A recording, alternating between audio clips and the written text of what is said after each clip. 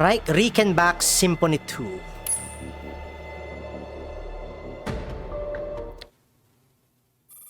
Several hours earlier, inside the hotel suite. By the window, through the thick pane of glass, the commander's gaze locks onto William's figure. William steps out of the hotel and walks toward the motorcade waiting for him. As if sensing the stare, he turns and looks directly toward the commander's position. After a brief pause, he gets into the car.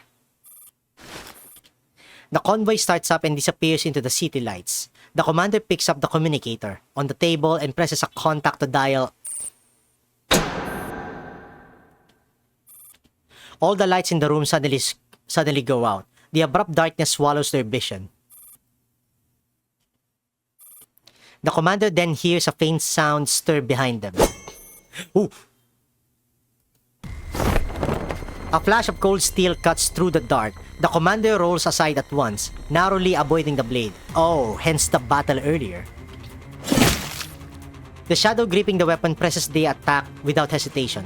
The knife plunges into the commander's left shoulder. The instant the cold metal pulls free, searing pain surges through their body like wildfire. The commander tenses their muscle and slams their weight into the attacker before the blade can strike again, forcing them back.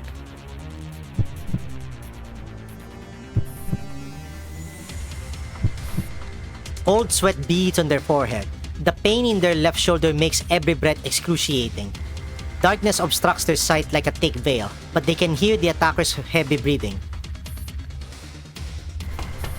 There is no time to think. The attacker charges again. The commander rolls sideways. The blade whistles past, grazing the back of their neck and slicing through their collar. The shriek of steel cutting cloth makes their scalp prickle. Their injured shoulder slams against the carpet mid-roll, fresh agony causing their eyes to water. Instinct overrides pain. Relying on memory of the room's layout, they duck behind the sofa. Almost simultaneously, the dagger buries itself into the upholstery with a dull thud. That's my chance. As the attacker wrenches the knife free, the commander lunges up and sweeps their right leg toward the sound. A solid impact. Their kick connects with the attacker's neck. The muffled cry reveals something unexpected. This attacker is a woman. Bastard. Even so, her strength is formidable, and her assault grows more frenzied. The blade carves wildly through the dark, narrowly skimming their ribs and waist. The commander can only take advantage of nearby furniture to block and counter. Each exertion tears at the wound in their shoulder, causing blood to gush steadily. They are reaching their limit, their movement slow. Her attacks only grow sharper. Blow by blow, they are driven into the corner of the room. The commander is not oblivious to their predicament. When their back slams against the wall, they know that they have run out of room to retreat. Sweat has soaked their clothes. The blood loss is making the world spin. Even standing upright becomes difficult. She senses the opening. The knife point whistles forward through the darkness. Crack. Steel strikes something impossibly hard, sending bright sparks flying in the dark. In that split-second glow, the commander glimpses at a tall figure. Boy Masterna! The attacker only realizes someone else is also in the suite when a hand clamps around her throat. She hacks at the arm restraining her, but her ferocious attacks don't seem to present any threat against the newcomer. Each strike hits as though against solid iron, throwing up sparks again and again, illuminating a familiar face. Boy Masterna! Look at her.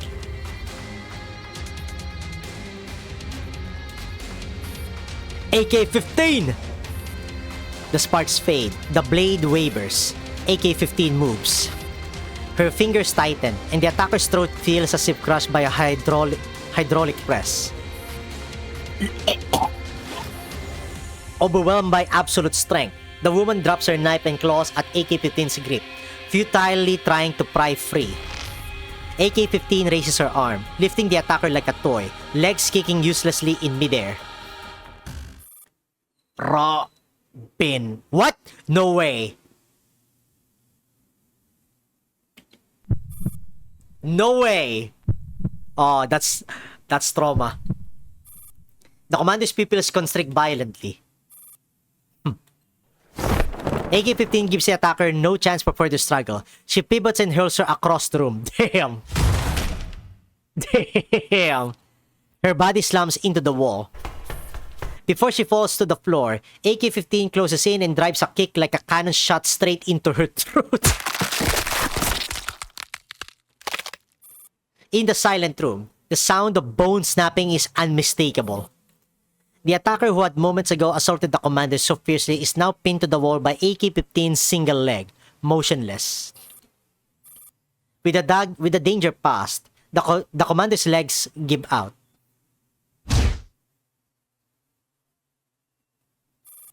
As they collapse, another pair of arms catches them gently.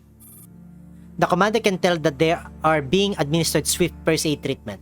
Long, soft hair brushes across their face, carrying a faint fragrance. They raise a hand weakly, but grasp only empty air until the person guides it softly to her cheek. The curtains are drawn open again. The commander gets a good look at her. Commander, it's Alba! 94. Wasting no further words, AN-94 focuses on treating their wound, then helps them over to the sofa. Across the room, AK-15 lowers her foot. The corpse of the hotel attendant drops halfway, then halts mid-air. AK-12 deactivates her invisibility and gently sets the body down. The lights come back on. The commander finally sees the attacker's true face. Even AK-12 finds herself momentarily speechless. She opens her eyes! Ooh. You know, it's serious. I've never met her in person, but this doesn't look like the Morido I know. I gather this must be... She's no one. Oh, so that's why it's in the form of Maclean. Just a NATO. The commander stares wordlessly at that familiar face. Once life fades completely, the features lose coherence, dissolving until they become unrecognizable. Instead of killing me, he wants to see me consumed by rage, frantic and hysterical. The same way he lost his composure in front of me. AK-15 retrieves the communicator from the floor. Your communicator. Thank you. Good thing you were here. You ended it in an instant. It could have been faster. What do you mean by that? Nele found an interesting blueprint among Dr. Shaw's legacy. A fully wearable combat exoskeleton. Interesting blueprint among Dr. Shaw's legacy. A fully wearable combat exoskeleton. Wait!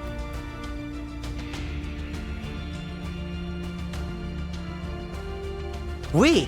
Is that the Sin Maker? Or I forgot the name of Boy Messina's robot in Girls Fun 2. Is that what it is based upon? The Sin Maker or the Sin Breaker? I forgot the name of the mech or the robot. Or the large body that Boy Messina wears upon. If 15 had that suit, this opponent would have been completely vaporized. So it is based on that one. Unfortunately, at this stage, it's still only a design on paper. So it obviously didn't turn out that way. I see what you're trying to do, Girls Fun 2 and GFL1. It would be useful. I see. Even Nelly thinks it would be extremely difficult to realize the design. You see, that's why I was wondering, why is it that the commander was not surprised about it in Girls Fun 2? It's like the moment he or she saw Boy Messina having that robot, it's just another Friday. It's probably just one of the doctor's usual flights of fancy. She had them quite often.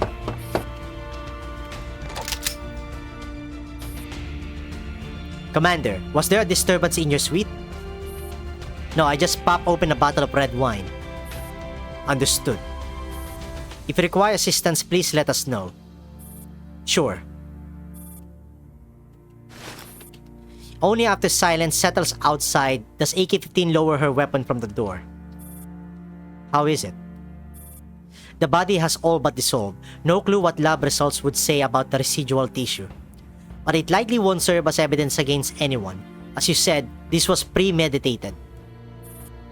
Are you really alright? AN-94 sounds concerned, but the commander simply shrugs. Maclean is dead. I buried her myself. Dude, that story.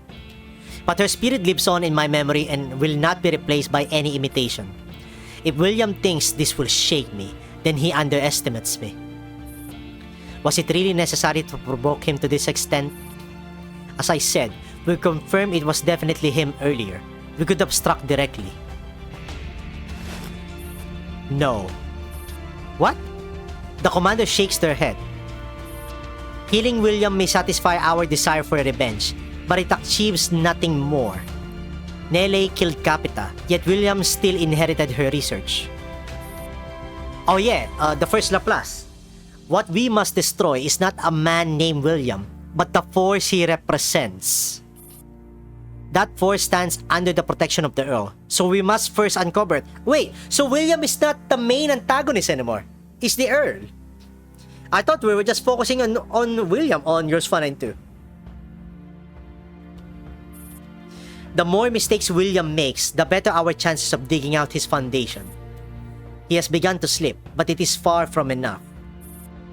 I can't say that word. I will knock out him to avenge Angie, Maclean, and the countless innocent lives he has ruined. But I must also completely eliminate the possibility of the Earl or anyone else exploiting this heinous research. That's the spirit. Just give the word. Whatever decision you make, Task Force Defy will follow. Thank you. Still, you should have contacted us sooner, then you wouldn't have been hurt so badly. He was probing me, just as I was probing him. I had to accept the risk that came with it. At least now I can be certain that we have come to a consensus on one point. We both want the other dead, and talk cheap that neither of us wants the Earl to interfere. From here on, unless absolutely necessary, our actions cannot violate that principle. Otherwise, we lose all opportunities. That is why I came here, and why I needed external assistance. Speaking of which, Beluga's last attempt failed. So she has decided to try your method. What are your thoughts? Personally, I think she's a ticking time bomb. It's fine, that was accounted for. Just pass on my request. I knew you had another card up your sleeve, Commander. The commander lowers their head and falls silent for a moment. Then they shake their head with a wan smile. I did not expect Tokarev, C-14, 612, and CZ-805 to be dragged into this. I hope my friend has retrieved their neural cores as agreed. My friend? Your friend. Then the one who contacted us is... who else could it be? The commander says nothing further. They glance at the clock, then at the communicator on the table. 2 minutes later, it rings. Seeing the confusion on 94's and 15's faces, the commander answers. How could you ever doubt my efficiency, Commander? You won't be. Is that Dandelion? Of course I retrieved their neural cores. Sheesh. I can't believe that old man let them in. If he had detained them at the door, there would have been no need for this extra trouble. Once those autonomous dials activate, there's no stopping them. The voice on the other end is unmistakably familiar. The commander cannot help but shake their head. Enough theatrics. It is time to move on to the next stage. Dandelion. Hey!